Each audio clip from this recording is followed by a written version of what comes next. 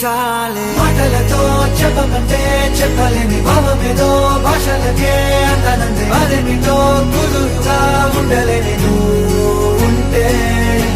అడిగితే అదేమిటో అర్థం కాదు నిన్న మొన్న నాలో ఉన్నా నేనే కాదు పుట్టిందంటే నీతో తప్ప పోనే పోతే మంతే